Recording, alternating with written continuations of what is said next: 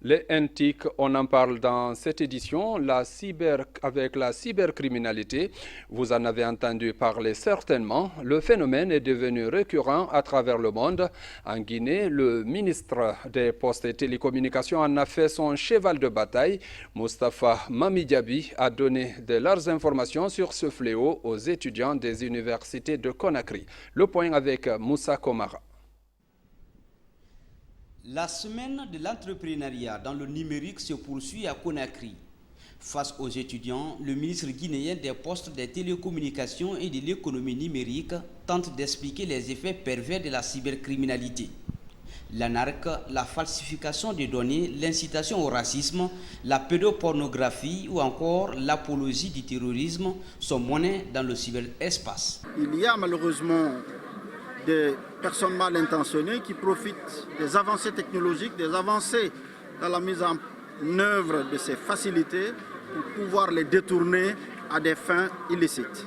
Donc, nous profitons de cette semaine numérique pour sensibiliser les étudiants, sensibiliser les usagers quant aux dispositions qu'il faut prendre pour sensibiliser les parents, les frères et sœurs à la maison et bien entendu, le cadre légal et réglementaire que le gouvernement entend mettre en place pour encadrer, protéger les usagers du cyberespace.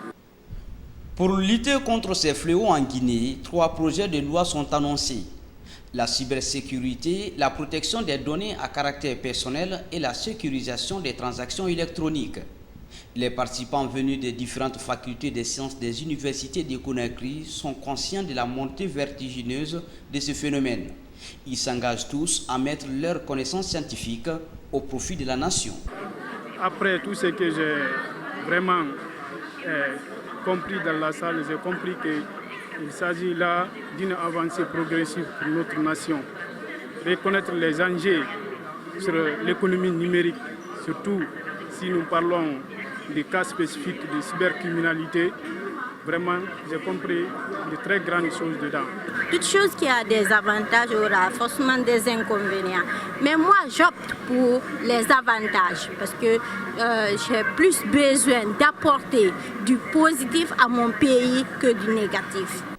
La tenue d'une semaine de l'entrepreneuriat dans le numérique et le Web2 vise à promouvoir les nouvelles technologies comme levier de développement à l'image du secteur minier. Le projet Mamou Valley, par exemple, qui fait du chemin dans plusieurs pays africains, est présenté aux participants.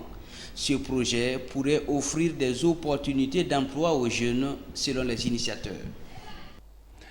Mesdames, Messieurs, c'est la fin de cette édition. Merci de votre aimable attention et bonne suite de programmes sur la grande télévision nationale.